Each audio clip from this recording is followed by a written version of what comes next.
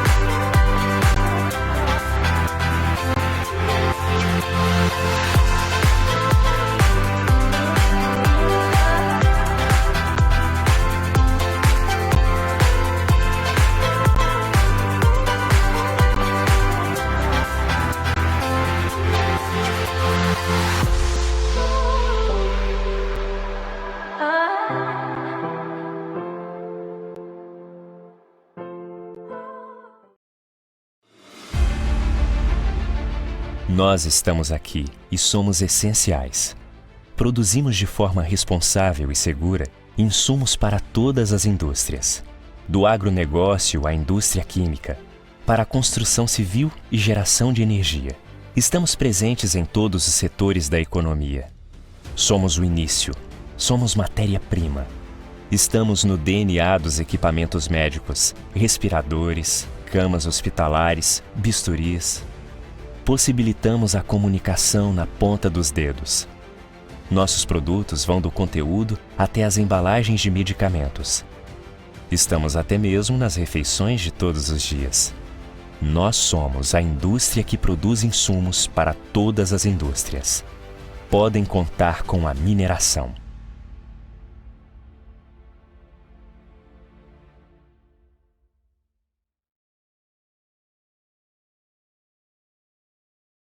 IBRAM, Instituto Brasileiro de Mineração. Tudo que é essencial não pode faltar nesse momento de pandemia.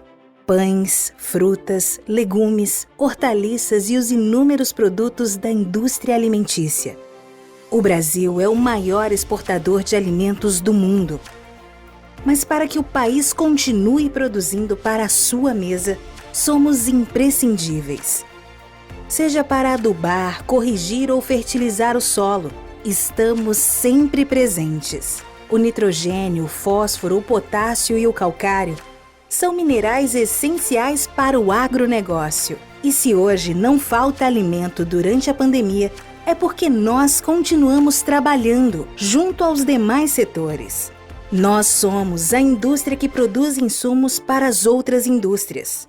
Podem contar com a mineração.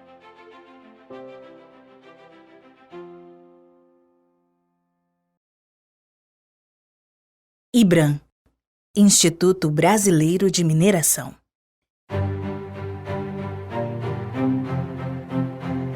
Vivemos num momento que o lugar mais importante de todos é na segurança da nossa casa. E cada pedacinho dela foi feito a partir dos agregados fornecidos pela mineração para a indústria da construção. E quando tudo isso passar, você poderá circular por estradas, viadutos, túneis, pontes e calçadas. tudo construído com areia, brita, cimento, aço. Também produzimos o calcário, sílica, alumínio e minério de ferro, que serão a base do cimento e do concreto de construção. Juntos, esses bens minerais darão forma e composição para as estruturas das construções. Casas, prédios, hospitais, comércios. Não importa onde você esteja, uma parte de nós sempre estará com você. E se hoje não faltam materiais para a construção civil nem para a infraestrutura, é porque continuamos trabalhando. Nós somos a indústria que produz insumos para as outras indústrias. Podem contar com a mineração.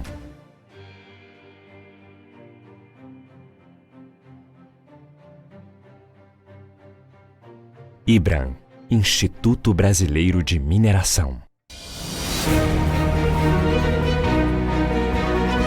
Um dos minerais mais valiosos da Terra, o ouro, é essencial para a nossa sociedade. Presente desde a antiguidade, deu origem às primeiras moedas e ainda é usado como segurança financeira pelos países. Sua utilização na arquitetura é uma das mais conhecidas, assim como na moda e no design. Porém, sua utilização é muito mais ampla. Bom condutor de eletricidade está nos chips e processadores de TVs, celulares, computadores e equipamentos médicos. Excelente refletor está nos satélites artificiais e como catalisador na indústria automotiva. Sua capacidade precisa permite cirurgias vasculares e visualização no microscópio eletrônico de varredura. Se hoje não falta ouro para os equipamentos eletrônicos, nem para suas outras inúmeras finalidades, é porque continuamos trabalhando. O ouro, como os outros minerais, faz parte de uma indústria essencial. Nós somos a indústria que produz insumos para as outras indústrias. Podem contar com a mineração.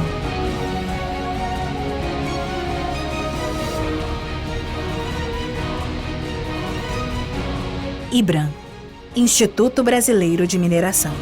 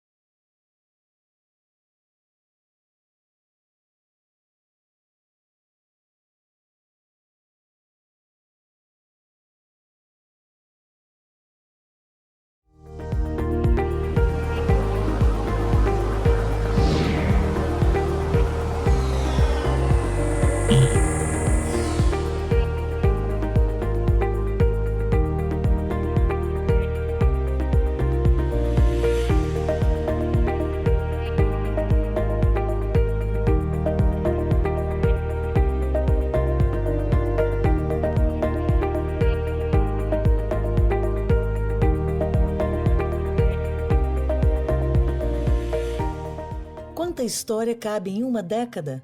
E quanta história ainda pode ser escrita? Há exatos 10 anos, a mineração Usiminas oferece minério de alta qualidade, sempre com segurança e respeito ao meio ambiente.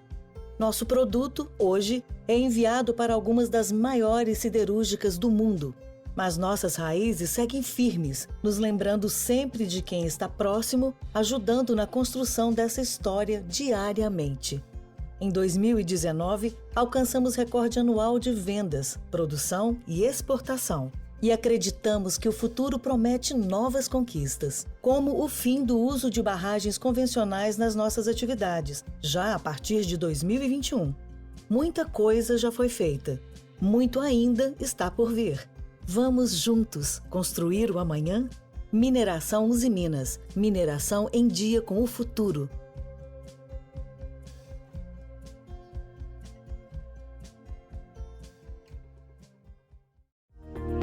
Boa tarde a todos. Bem-vindos aí ao painel Instrumentos Financeiros, Riscos e Oportunidades para a Mineração de Baixo Carbono. Meu nome é Alexandre Melo, eu sou diretor de Relações com Associados e Municípios Mineradores do IBRAM e serei o moderador desse painel. Primeiramente, eu gostaria de agradecer a presença dos colegas Marcos Cantarino, especialista em políticas e indústria da CNI, uma casa onde eu trabalhei há alguns anos, justamente nessa agenda de clima. A Tatiana Salles, gerente de Relações Institucionais do Conselho Empresarial Brasileiro para o Desenvolvimento Sustentável, o CEBES. Marco Antônio Fujihara, conselheiro do Carbon Disclosure Project, o CDP, e do Climate Invest Fund, o CIF. E Pedro Dias, gerente de inteligência setorial do BNDES, para participar aí do nosso debate. Muito obrigado pela participação de todos. O E-Mineração é uma iniciativa inovadora do IBRAM e tem por propósito proporcionar ao setor mineral como impulsionador da retomada econômica do Brasil por meio de ações concretas. Nosso evento virtual conta com patrocínio Master da Mineração Usiminas e patrocínio Ouro da Anglo Gold Ashanti, da Kinross e da Dassault Systems. Esse nosso painel, Instrumentos Financeiros, Riscos e Oportunidades para a Mineração de Carbono. Eu gostaria de falar que a agenda de clima é uma agenda estratégica para todos os setores empresariais e produtivos no mundo, não apenas na questão da proteção ambiental e a preservação da vida da Terra, mas também para conhecermos aí estrategicamente o volume de emissões de gás de efeito estufa que geramos, né? E também planejar tanto o setor empresarial e o setor público as operações de forma mais sustentável. Nesse ambiente temos aí os riscos e oportunidades, instrumentos financeiros, onde nós buscamos aí alavancar novos projetos com foco nas atividades de baixo carbono.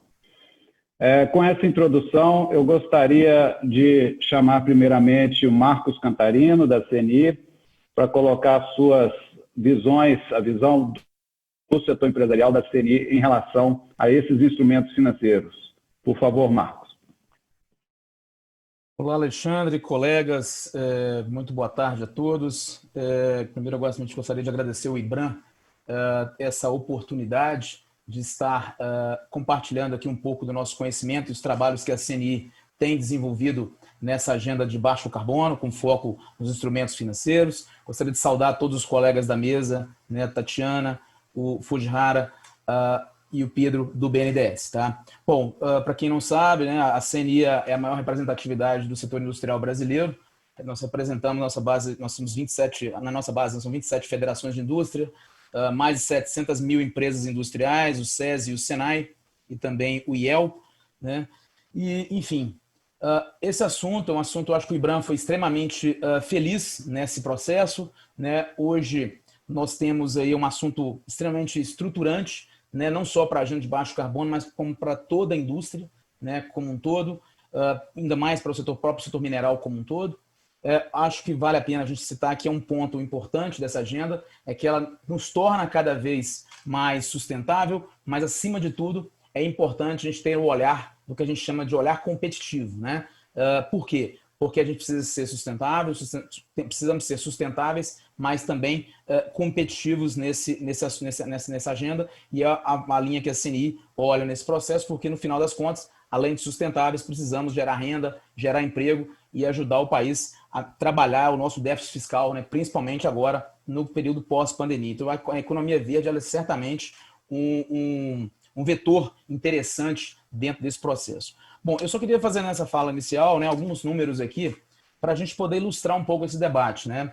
A gente sabe que em todo o mundo, né, segundo dados aí da Climate Policy Initiative, uma entidade que congrega todas as informações aí relacionadas à parte de investimentos financeiros, enfim, também a parte de arranjos financeiros, hoje, né, os fluxos globais de financiamento no mundo, voltado para baixo carbono, é algo em torno aí de 500 bilhões ano de dólares, né?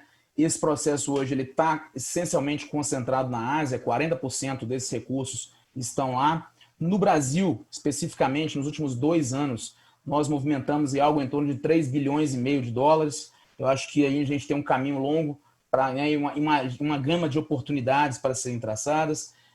Dentro desse contexto, né, hoje, por exemplo, eu estava até conversando com os colegas anteriormente, eu faço parte do Comitê Gestor do Fundo Clima, né, e a gente observa que hoje o Fundo Clima ele voltou a operar. Hoje foi a nossa primeira reunião anual. O Fundo Clima, para quem não conhece, é a iniciativa do Governo Federal, do Ministério do Meio Ambiente, para trabalhar as questões, para financiar ações, né, reembolsáveis e não reembolsáveis, empréstimos ou ações ou dinheiro a fundo perdido, né? A execução do Fundo Clima ela tem algo, né, em torno de quase 380, 390 milhões ano aí, a execução do fundo. Isso um item importante. Eu acho que outro ponto importante destacar também é a própria alocação de recursos, a própria contratação que o setor industrial tem feito. É algo em torno aí de 200, 225 milhões ano na contratação de empréstimo para as diversas linhas, né? Energia renovável, enfim, a parte de florestas nativas, máquinas, equipamentos, tudo mais. Enfim, só para a gente ter uma ideia de que tem realmente, é uma agenda que está andando, tem gente que está se apropriando dela e é uma oportunidade, obviamente, para o setor mineral. Outro ponto também, eu acho que não só, né, a questão, né, não é só os empréstimos ou fundos de investimento que existem, né? A gente sabe que tem outras linhas, outras alternativas também voltadas aos instrumentos financeiros. Eu destaco aqui também a questão das debêntures verdes, né, os green bonds. Vale a pena a gente destacar aqui o decreto 10.387 de 2020 do Ministério da Infraestrutura, onde ele dá para o investidor, né, uma isenção do imposto de renda para que o investidor possa fazer investimentos em infraestrutura, energia, algo extremamente ligado ao setor mineral, e isso o governo busca incentivar, né, essas ações, né? Eu acho que vale a pena destacar também a questão da própria experiência, né, exitosa do Brasil com o mecanismo de desenvolvimento limpo, né, o famoso MDL, apesar de que ele, neste momento, está paralisado, enfim, para o mercado brasileiro, mas, enfim, a gente está buscando essa retomada basicamente com o mecanismo de desenvolvimento sustentável. Por exemplo, o mecanismo de desenvolvimento limpo, nos últimos 15 anos, ele gerou aí 124 milhões de toneladas, né, de emissões evitadas, foram 32 bilhões de investimento, 50% disso tudo, a responsabilidade é da indústria, foi a indústria que investiu, a indústria que reduziu as emissões. O setor mineral tem uma participação muito importante, o setor de siderurgia, o próprio setor químico também, de energia, enfim, diversos setores aí que tem alavancado esse processo e investido. Vale destacar também, a CNI tem feito um forte trabalho na agenda internacional para a retomada do MDL, agora no chamado Mecanismo de Desenvolvimento Sustentável, né, que é a continuidade do MDL. Lembrando que o MDL é no protocolo de Kyoto, nós estamos falando aqui do MDS, né, do Mecanismo de Desenvolvimento Sustentável, no âmbito do Acordo de Paris, e na nossa expectativa, né, na CNI, é que esse instrumento, né, um instrumento voluntário, que possa ajudar a alavancar, que sob certas condições, ele pode gerar aí em torno de 10 anos, 70 mil postos de trabalho e investimentos da ordem de 30 bi de reais para o nosso investidor, né? Bom, para o nosso país em si também, para o setor, enfim, para a cadeia produtiva. Agora, vale a pena colocar, né? A CNI tem trabalhado muito em 2 linhas, uma extremamente voltada juntamente ao governo, às instituições financeiras, tanto os bancos de desenvolvimento, tanto os bancos privados, no sentido de tratar melhor a questão dos arranjos financeiros que mais favorecem ou que mais fiquem com a cara do empresário. Essa é uma linha que a gente tem trabalhado, né? Nós estamos com essa linha de trabalho desde o ano de 2018, quando reunimos todo o setor né? Fizemos conversas com o setor público, conversas com o setor privado, fizemos conversa com a OCDE, especificamente em São Paulo, apresentamos documento de posição na COP24 sobre isso, né? Na COP da Polônia, na Conferência das Partes. E outra linha que a CNI tem trabalhado fortemente é a questão da capacitação do empresariado, né? Como que eu acesso esses fundos, né? Então, às vezes, a gente percebeu que o assunto ficava restrito a grandes empresas, muitas vezes, a um grupo de consultores. Enfim, a nossa ideia aqui foi realmente tentar qualificar aos empresários. Por isso, em 2019, nós lançamos um guia com 50 fundos aí, para os quais o setor industrial está habilitado a buscar financiamento, com foco inicial voltado especificamente para os fundos de investimento, né? Agora, entre setembro e outubro, nós estamos lançando um segundo guia, onde nós fizemos um funilamento desses 50 fundos, em mais ou menos em torno de 20 fundos, e aonde está entrando um pouco nas características operacionais, né? Todo fundo ele tem duas linhas específicas, ele tem a linha avaliação econômica, né, que passa por carência, taxa de juros, capacidade de pagamento, enfim, todo o processo que a gente se submete até mesmo numa avaliação de crédito comum.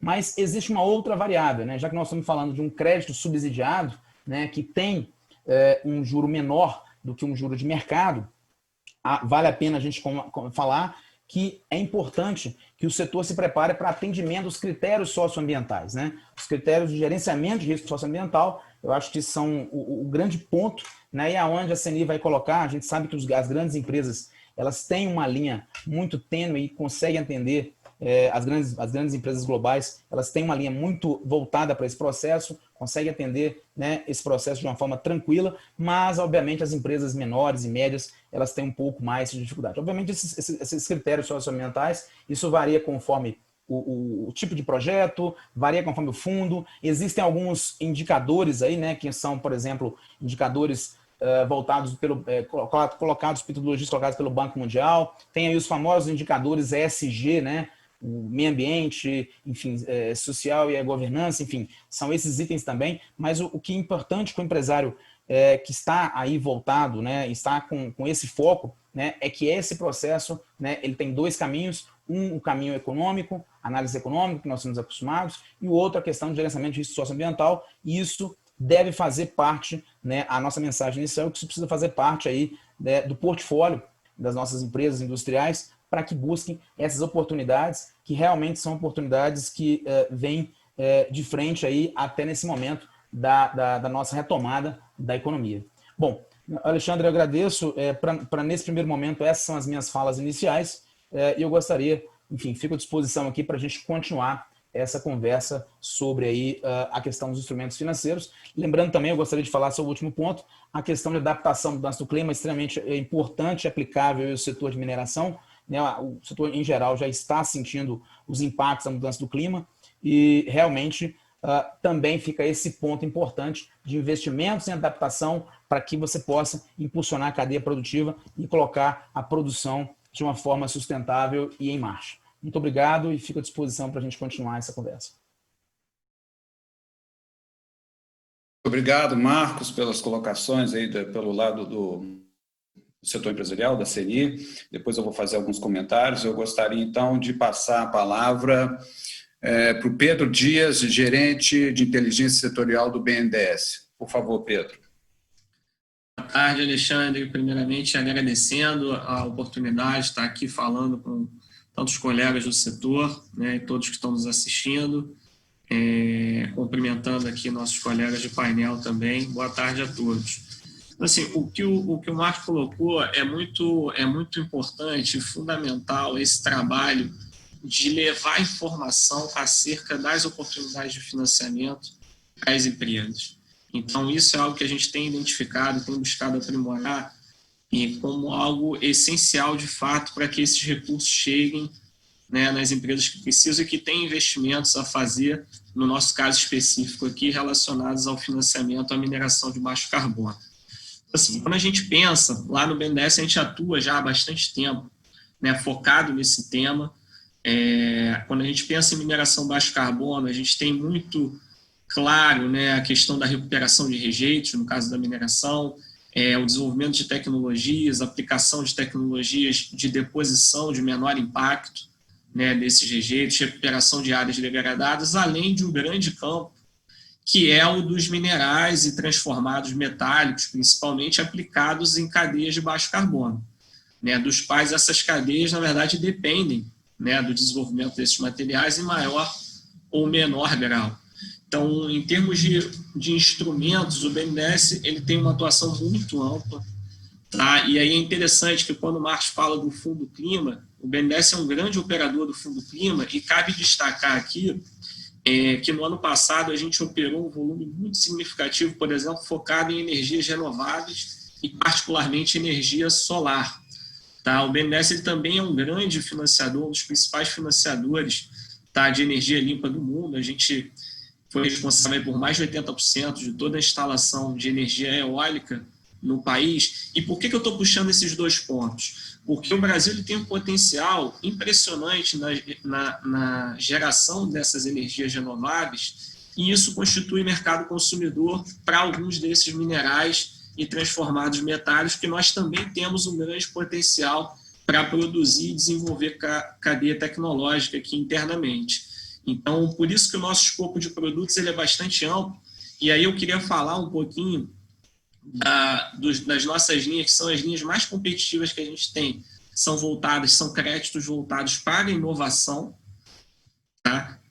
A própria operação do Fundo Clima, que tem um custo abaixo aí do mercado e inclui o financiamento de energias renováveis, entre outros, tá? São diversos subtemas. Então eu convido as empresas que estão nos assistindo aqui a acessarem lá o BNDES Inovação, o BNDES Fundo Clima, além das nossas linhas de financiamento a investimentos voltados para o meio ambiente, que também incluem aí a redução, projetos voltados para a redução do uso de recursos naturais, voltados para recuperação de áreas degradadas, enfim, a gente consegue realmente abranger um escopo grande desses investimentos voltados para o meio ambiente.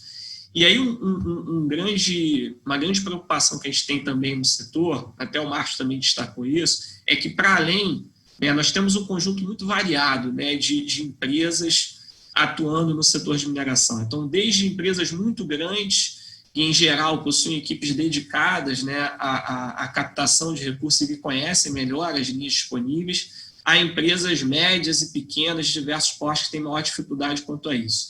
Então, para apoio específico ao conjunto de pequenas e médias empresas, o BNDES tem feito um esforço muito grande nos últimos anos de ampliar o seu portfólio de atuação junto a essas empresas.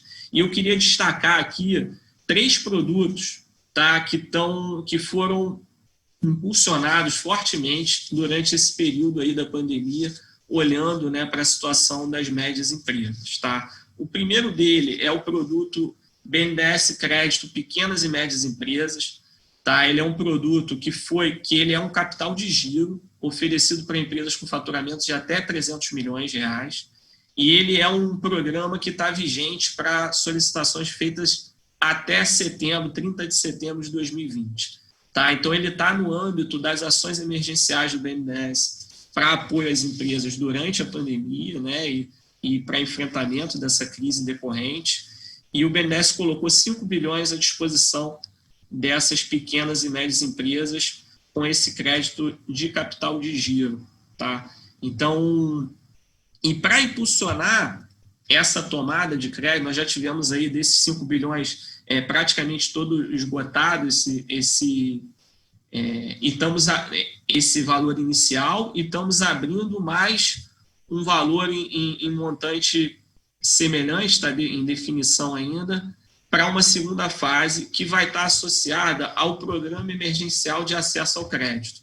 Tá? Então, esse programa ele foi instituído por medida provisória, agora, recentemente, e ele funciona como uma garantia. Tá? Ele não é o crédito direto, mas ele é uma garantia, tá, de até 80% do financiamento que é prestado por esse fundo, tá, com recursos do governo federal, e que possibilita facilitar o crédito concedido pelos agentes financeiros. Então, esse programa, ele realmente tem um potencial de destravamento do crédito para a média empresa muito grande. Então, aquela coisa da média chegar lá, bater na porta, e por conta de um maior risco nesse momento, o banco ele não ter segurança, né, de abrir uma linha de crédito é muito mitigado por esse programa emergencial de acesso que concede essa garantia. Tá? Por último, eu queria destacar também o programa BNDES Crédito Cadeias Produtivas. Eu sei que o E-Mineração aqui ele tem um objetivo também muito bacana de fortalecer o desenvolvimento das cadeias e o relacionamento entre fornecedores e grandes mineradores, né? Então, a gente lançou cerca de um mês esse programa, o BNDES Crédito Cadeias Produtivas, no qual as grandes empresas elas funcionam como âncoras. Então, elas estabelecem um contrato de financiamento com o BNDES e esse financiamento ele pode ser repassado para empresas da sua cadeia numa forma de capital de giro para essas empresas. Então, o crédito é estabelecido entre o BNDES e uma empresa âncora e essa empresa âncora fica responsável e capacitada para repassar os custos que ela obtém com o BNDES, que em geral vão ser custos bem menores, bem mais atrativos do que uma empresa menor da sua cadeia teria diretamente numa instituição financeira.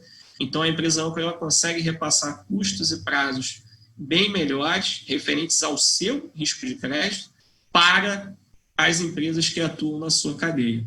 Então, a gente também está promovendo essa linha como uma oportunidade de fortalecimento e manutenção das capacidades nesse período de crise. Tá? Por fim, eu ainda queria destacar que o BNDES ele realizou, ele está atualmente avaliando, fazendo a seleção de fundos de crédito também para micro, pequenas e médias empresas.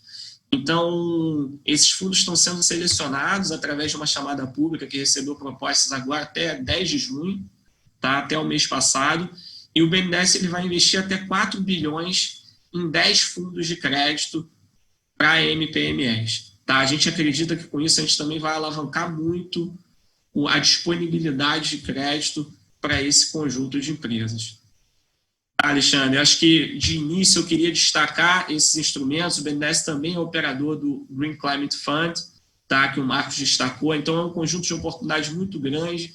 Eu convido as empresas a nos procurarem e acessarem a nossa página e saberem que tem muita oportunidade disponível para a gente construir muita coisa bacana junto na mineração aí de baixo carbono. Obrigado. Obrigado, Pedro, pelas palavras. Eu também, daqui a pouco, vou voltar com você com algumas considerações e as ações que o BNDES tem proporcionado aí para o setor empresarial. Eu gostaria de abrilhantar agora com a presença feminina, né, a diversidade no nosso painel.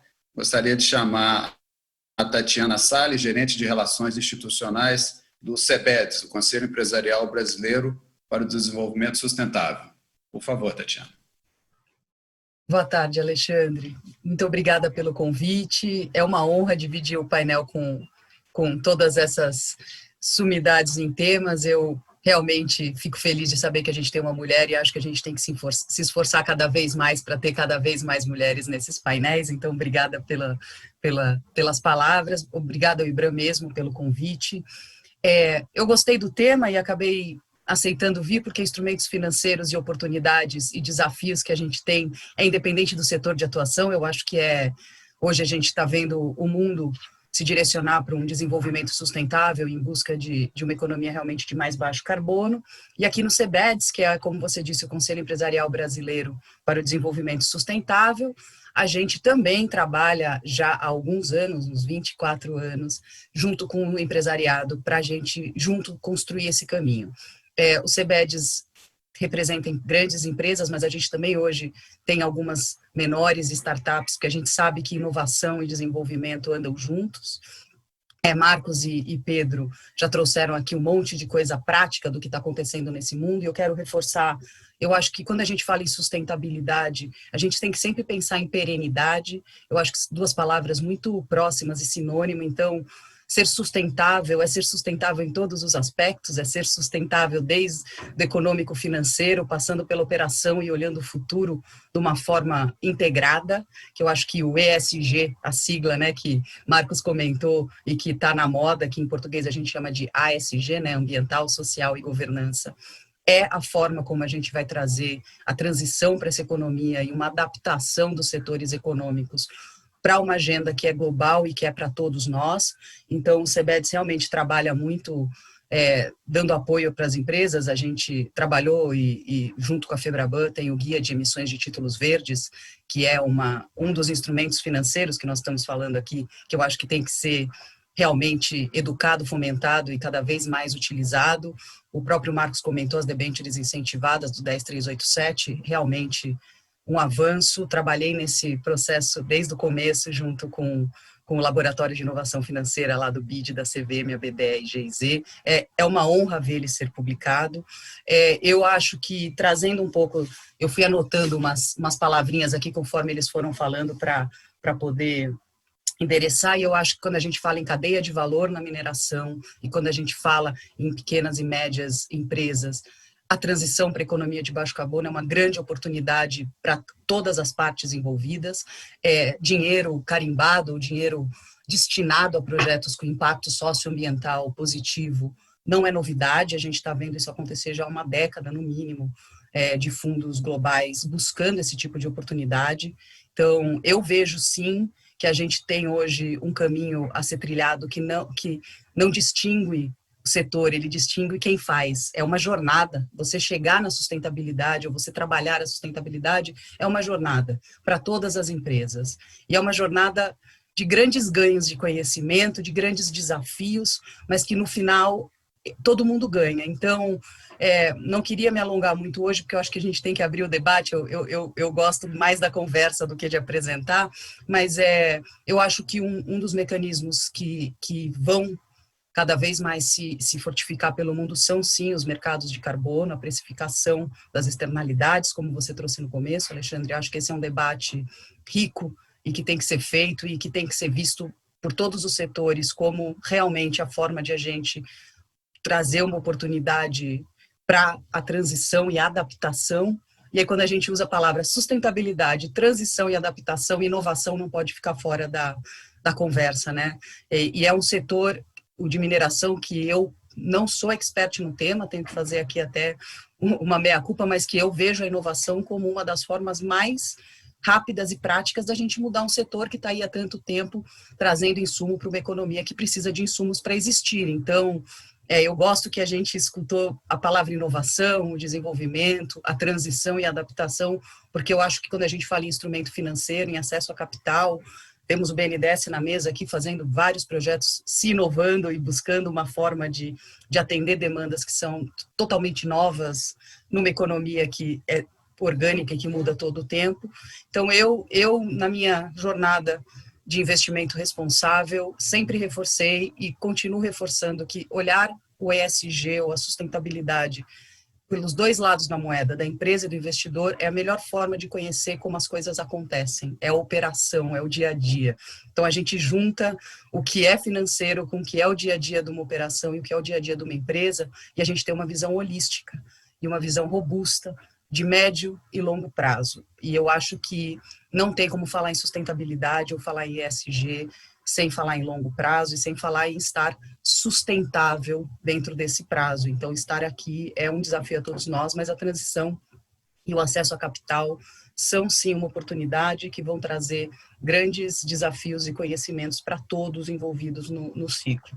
O CBEDS trabalha em parceria com essas empresas que fazem parte do nosso conselho, sempre buscando a vanguarda, em trazer novidades, em apoiá-los no diálogo público-privado e nas articulações, para que as coisas aconteçam de uma forma muito orgânica, dinâmica, e que todos saiam contentes com o que a gente pode trazer de mudança. Nós temos, sim, que deixar uma sociedade melhor para as próximas gerações, e temos a oportunidade de fazer isso com acesso a capital e com apoio tanto de governos, quanto de empresas, quanto da sociedade civil.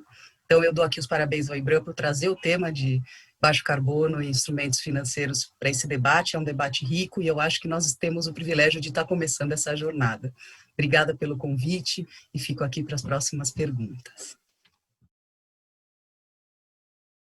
Muito obrigado, Tatiana. Depois vou retornar também com você sobre alguns pontos da sua fala. Gostaria de chamar o grande amigo, colega Marco Antônio Fujihara, Marco Antônio, ele é o conselheiro do CDP, o Carbon Disclosure Project, e do Climate Invest Fund. Por favor, Marco. Bom, primeiro de tudo, muito obrigado. É uma baita oportunidade de a gente estar aqui, de a gente conversar sobre isso. Eu tenho conversado sobre isso individualmente com vários players, mas é legal trazer esses players à mesa e a gente conversar. A fala do Cantarino foi muito legal, ele dispôs aí onde tem dinheiro no Brasil, o BNDES falou que está com várias linhas, também eu acho bacana. Durante 7 anos, o Climate Investment Fund, que é diferente do Green Climate Fund, o Green Climate Fund é um fundo que tem um mandato da UNFCCC, né? O Climate Investment Fund é um fundo que tem mandato dos bancos multilaterais, do World Bank, do BID e tal. Então, é essa coisa que acontece nas relações internacionais, que eu, como eu não sou diplomata, tenho uma certa dificuldade de entender, né? Você tem um fundo que tem dinheiro e não tem mandato, e tem um fundo que tem mandato e não tem dinheiro, né?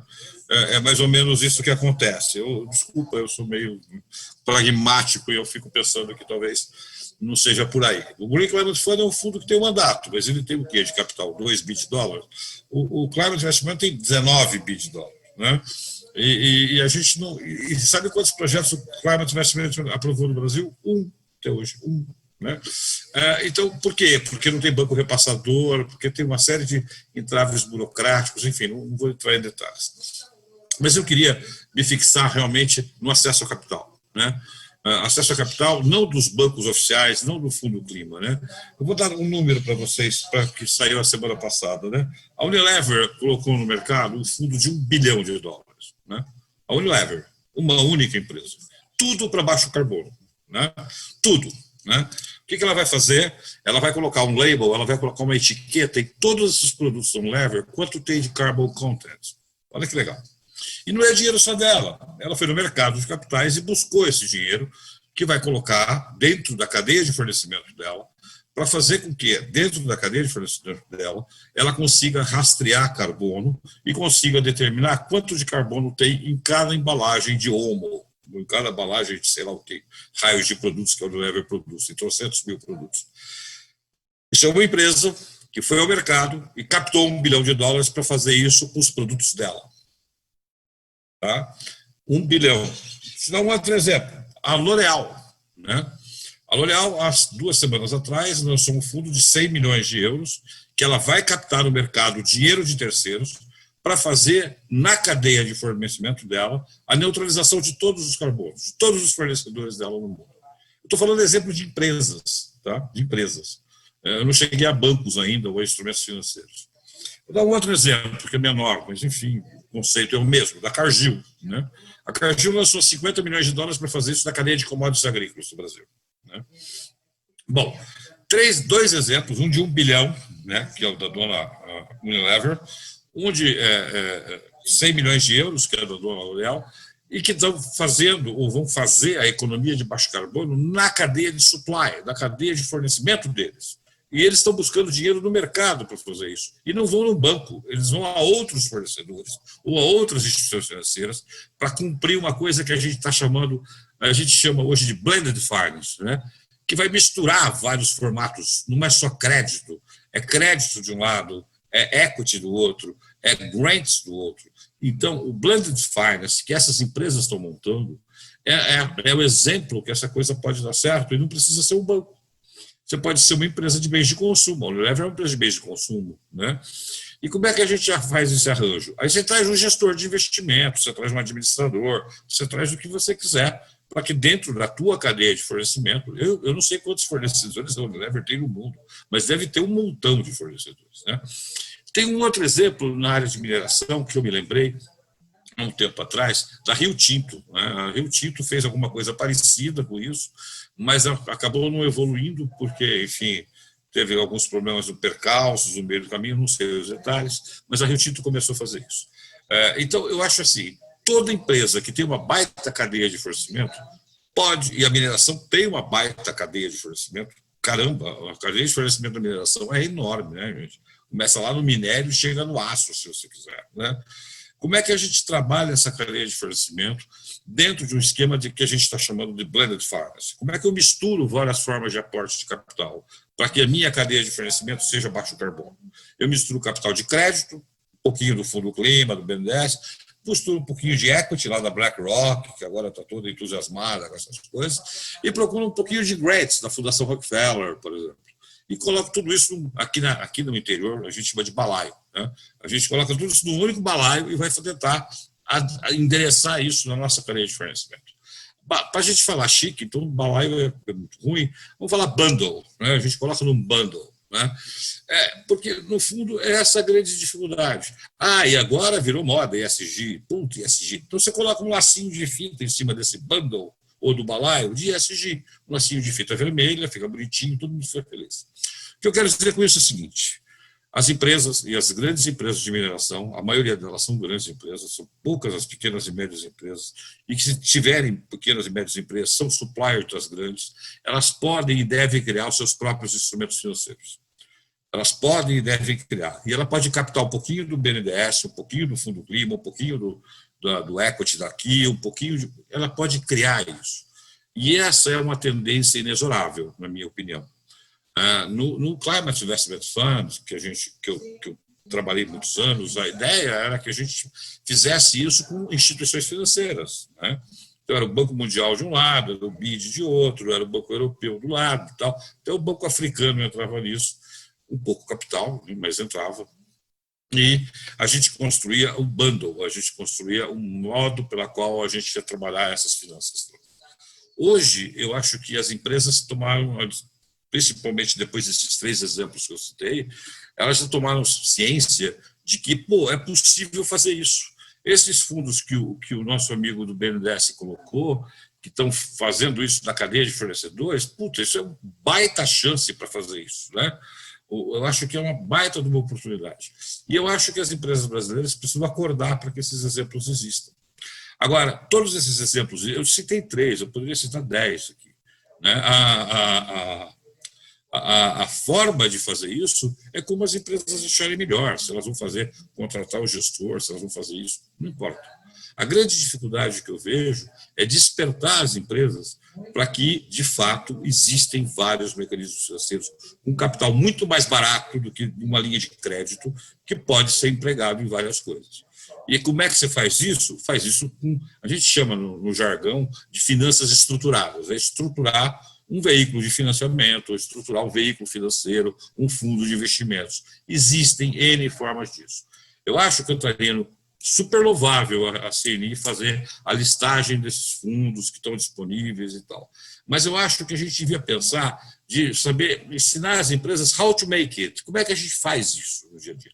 E a grande lacinho de fita é o ESG, e tem um outro lacinho de fita mais legal, que é o mercado de carbono, que é o baita do lacinho de fita, saneamento. Se a gente colocar saneamento na taxa interna de retorno dos investimentos em saneamento básico no Brasil, um número que eu vi é um número que vai aumentar de 2% a 3% a taxa interna de retorno em saneamento. Tá? Só usando o mercado de carbono. E estou falando em mercados regulados, estou falando na Califórnia, estou falando em mercados regulados. Estou falando em CDM, não. Estou falando em mercados que existem. Tá? Saneamento. Infraestrutura, eu não fiz essa conta, porque eu não tenho essa traquitana de fazer contas, mas, enfim, alguém deve fazer uma conta de quanto que o mercado de carbono pode aumentar em valor de taxa interna de retorno os investimentos, por exemplo, em ferrovias, né? Os investimentos, por exemplo, em infraestrutura nesse país. Né? Hoje tem um artigo do Levi, no Valor Econômico, de hoje, dizendo exatamente isso. Você pode sustentar e ter lucro, não tem nada contra, uma coisa é uma coisa, outra coisa é outra coisa. Né? Então, agora, quanto que eu posso usar blended finance, usar finanças dentro da minha estrutura empresarial para criar mecanismos financeiros novos e que eu tenho no lacinho de fita o mercado de carbono que pode aumentar a minha taxa interna de retorno em 2% a 3%. Eu acho que essa é um grande... Catarina, eu me disponho a ajudar você a montar isso, mas que eu acho que esse é um negócio que está acontecendo no mundo rapidamente. As empresas do World Business Council, que a Tatiana faz parte, a maioria delas já faz blended finance. 80% delas já faz blended finance.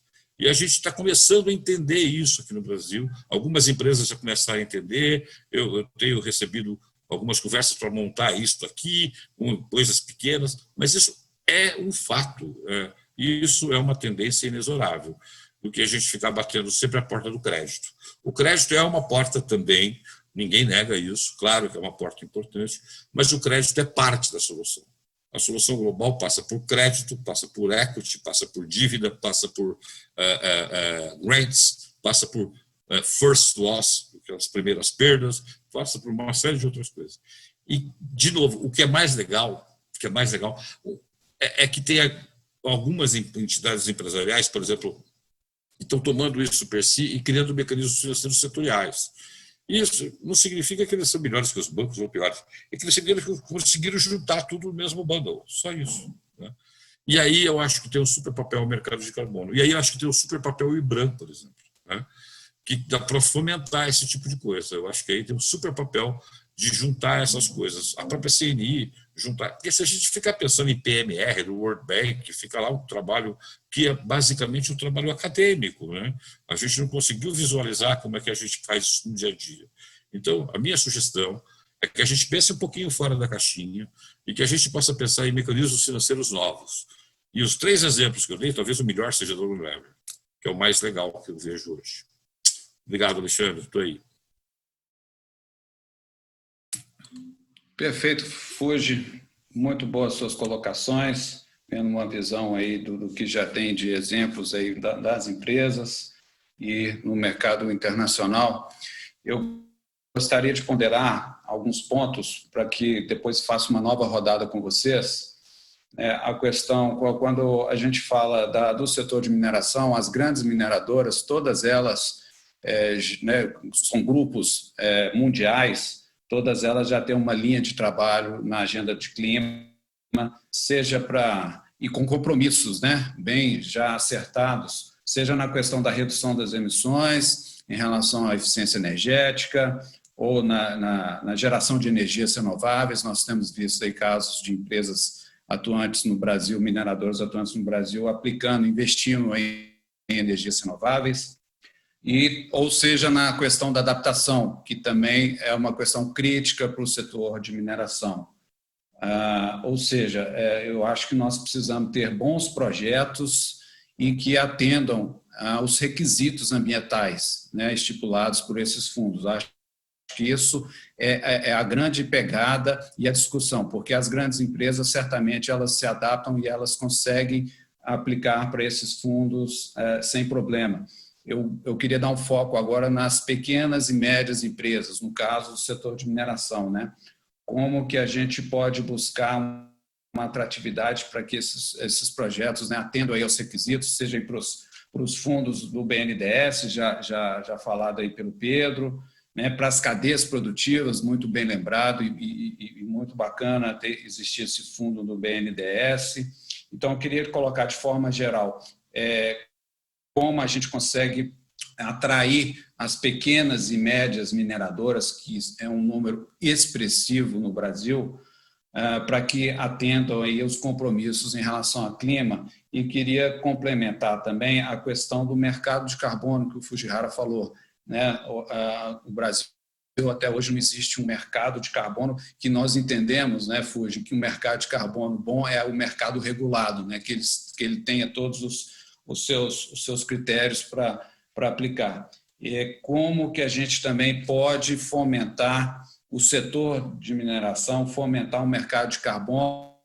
Eu vejo aqui algumas perguntas também relativas a isso. Quais são as tendências e os avanços da taxação de carbono no mercado de mineração do Brasil e a questão mesmo do mercado, né? Como que a gente pode avançar nessa discussão a nível junto ao governo brasileiro.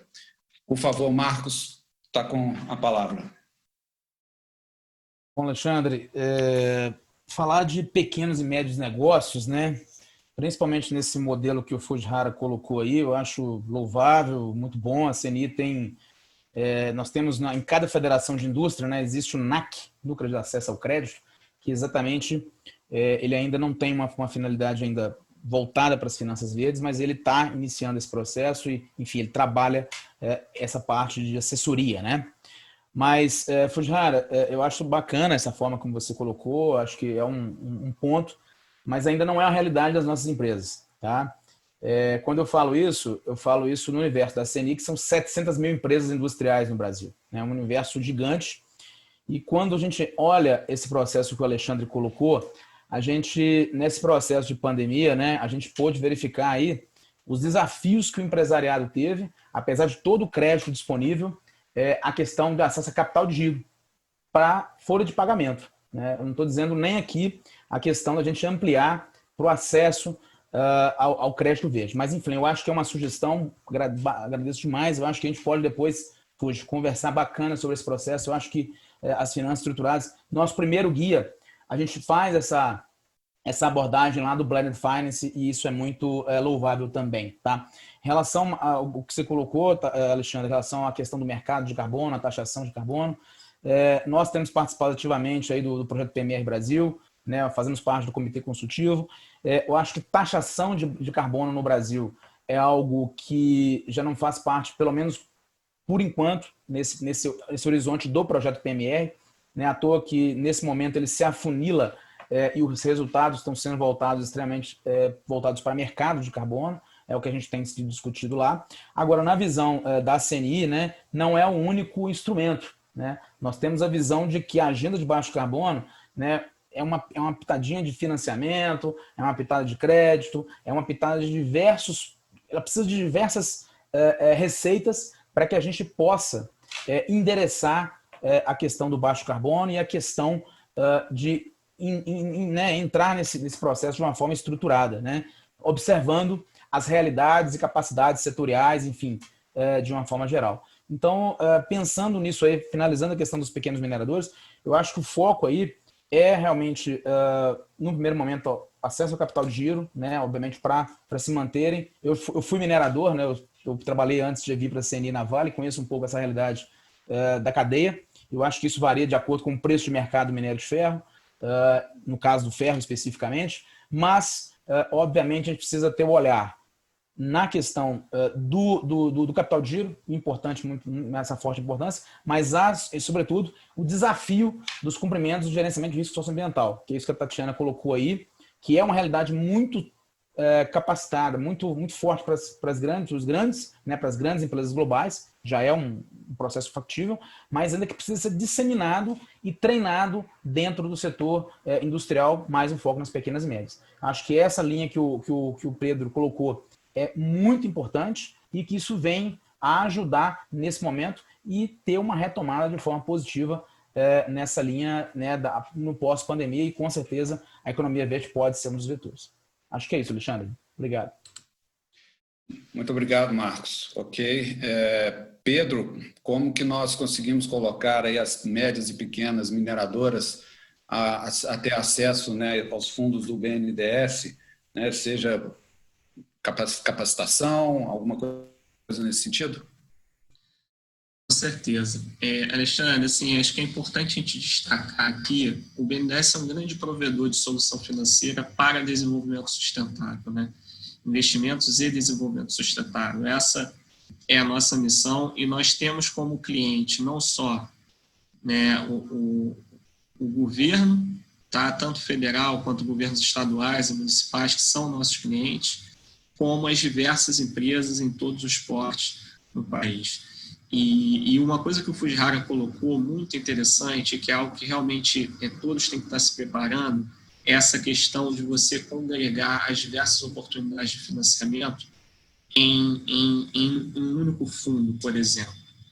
Então, a gente vê isso já ocorrendo no setor de mineração, para financiamento de pequenas empresas, e mesmo empresas nascentes, junior companies de mineração, mas no caso do financiamento a investimentos sustentáveis e de baixo carbono, de fato a gente ainda tem um caminho bacana a desenvolver aí. Tá? Ainda no campo dos fundos de investimento, então assim, a minha primeira fala eu já falei muito do quanto o BNDES está direcionando, né, as suas baterias aqui para ampliar o acesso das pequenas e médias a crédito, tá?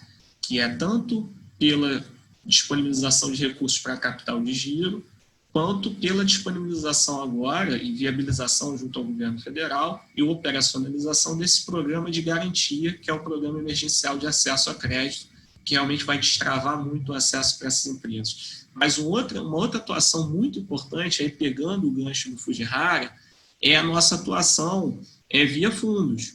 Tá? E aí não só fundos de crédito, mas fundos também de investimento e participação. Então, hoje o BNDES tem um conjunto de fundos em período de investimento.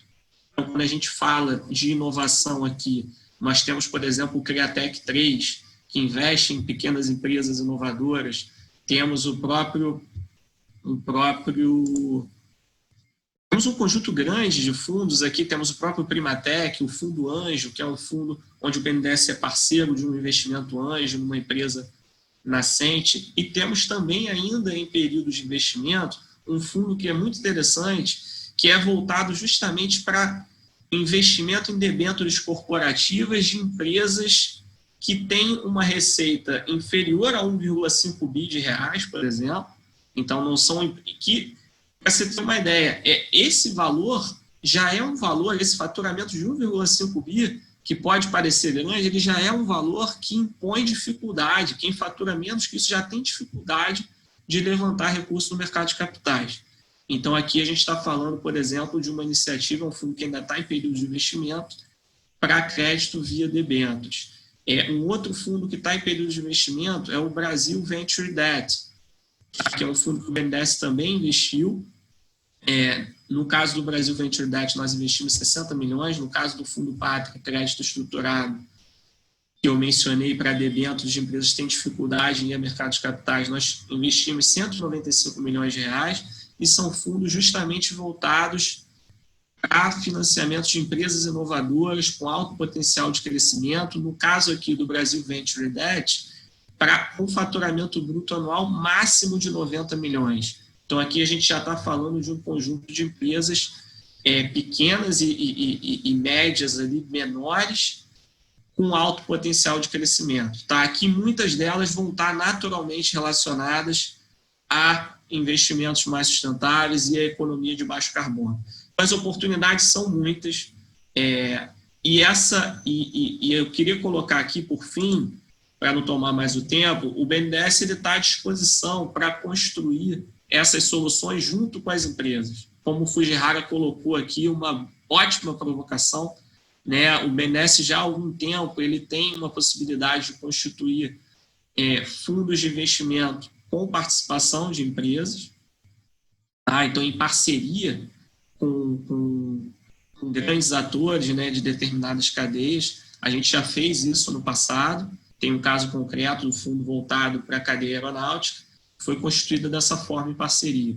Então, a gente se coloca aqui à disposição como um agente que sabe trabalhar a constituição de fundos, conhece muito bem, impulsionou e incentivou e ajudou o país a construir, né, todo o arcabouço que a gente tem para operar no mercado de capitais hoje, e que eu coloco aqui à disposição para construir essas soluções de financiamento, de vários tipos de financiamento congregados, voltados para a economia de baixo carbono. A gente tem total condição de construir isso junto com as empresas. Tá?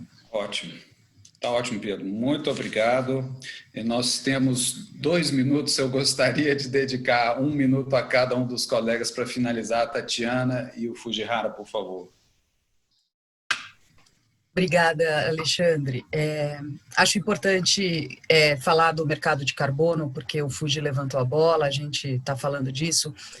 Fazendo disclaimer aqui que eu sou a Tatiana, tá? Eu estou falando no meu nome agora, que eu acho que para terminar, eu acho que a gente descobriu já faz muito tempo que o único órgão do ser humano que faz a gente mudar o mundo é o bolso.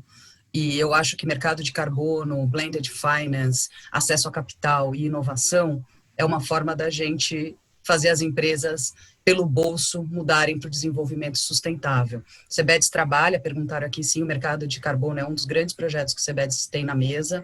A gente também trabalha junto com o PMR e realmente mercado de carbono é o nome dado, né, que é um mercado que hoje, mundo afora, está sendo desenvolvido. Então, sim, as empresas, o setor financeiro tem um papel grande a cumprir e o CBEDS está nessa agenda também. Sei que a gente está sem tempo, vou devolver para o Fuji. Por favor, Fuji. Vamos lá, rapidamente. Você quer ajudar pequenas e médias empresas, você tem que ajudar a cadeia de fornecedores das grandes, né?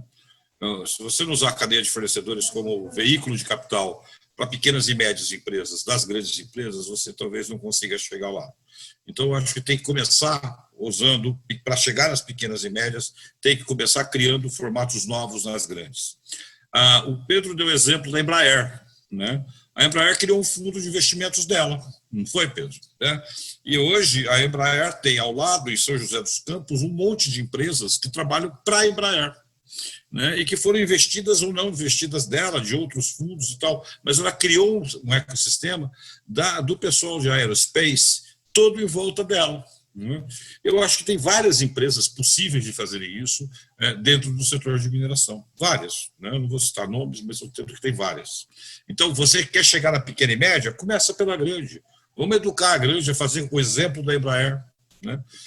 Outra coisa que ficou claro para mim é que, se você quer fazer isso, numa economia de baixo carbono, você tem que ter muito claro os princípios que você vai usar, como você vai usar isso, né? Alguns exemplos de blended finance no mundo são feitos por setores econômicos, né? O setor de energia na França, por exemplo, tem fundos de investimento dele, né? Ponto, né? Quem administra é uma gestora chamada Mirova, se vocês conhecem, né? Então, eu acho que assim, dá para fazer coisas mais divertidas. Não estou excluindo em nada a questão do crédito, né? Mas que você misture crédito com outros formatos, né? Que você misture crédito com formatos de outros formatos de alocação de capital. E a alocação de capital no mundo está sobrando. A gente já não tem o veículo para trazer para cá. Tá? Então, eu só queria provocar de novo e acho que... bom, vocês me conhecem há um certo tempo, barba branca pode provocar, né, Catarino? Sim. A gente já tem barba branca, então a gente pode provocar. E eu trabalhei muito tempo com um grande minerador que vocês conhecem, que chama Eliezer Batista, e ele me dizia que a gente podia provocar sempre, porque se a gente não provocar, a gente não vai levar a lugar nenhum, a gente está sempre na zona de conforto. Então, desculpa, eu sou um provocador nato, aprendi com o Eliezer isso, e acho que é isso que eu queria falar. Mas vamos começar com as grandes para chegar na cadeia de oferecimento dos pequenos. O BNDES pode ajudar nisso. O BNDES tem um time muito bom de estruturação lá. Mas vamos criar um veículo novo. Thank you. Perfeito. Fuji, muito obrigado. Acho que é por aí esse caminho, é pelas grandes, né, que dão o exemplo e servem de âncoras aí para a cadeia e até para as próprias pequenas e médias minerações. Esse é o caminho, sim. Bom, desculpe pelo tempo, nosso tempo já se encerrou. Gostaria de agradecer, então, ao Marcos Cantarino, da CNI, Pedro Dias, BNDES, Tatiana Sari, do CEBEDS, Fujihara, dos fundos internacionais. Queria agradecer a participação de todos que estavam vendo a nossa live. Continuem acompanhando as nossas atividades, aí, conteúdos pelo nosso site. São mais de 35 painéis de assuntos voltados ao setor mineral. Participe, compartilhe, né, essas lives e todo o conteúdo é gratuito. Mais uma vez, muito obrigado e vamos lá que essa agenda de clima ainda promete muito para o setor. Muito obrigado.